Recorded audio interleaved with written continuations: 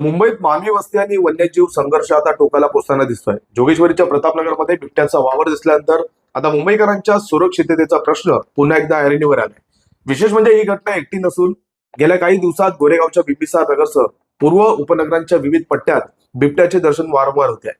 पहाटे 4च्या सुमारास जोगेश्वरीच्या प्रतापनगर आविष्कार इमारत आणि सिद्धेश्वर रहिवासी संघ परिसरात बिबट्या अतिशय शांतपणे फिरताना सीसीटीव्हीत कैद झालाय. या भागात असलेल्या SRPF कॅम्पच्या हद्दीला लागूनच आरेचे जंगल असल्यानं बिबट्यासाठी हा नैसर्गिक कॉरिडॉर बनलाय.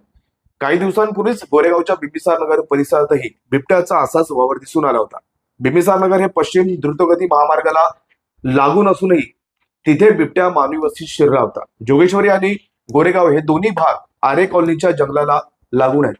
अभ्यासकांच्या मते आरेच्या जंगलात वाढलेली बिबट्यांची संख्या आणि मर्यादित क्षेत्रफळ, वस्तीतील कुत्र्यांची शिकार करण्यासाठी बिबट्यांचे मानवी वस्तीकडे वळणे, जंगलाच्या सीमेवर झालेली अतिक्रमणे आणि कचऱ्याची ढीक यामुळे बिबट्याचा वावर जागोजागी पाहायला मिळतोय.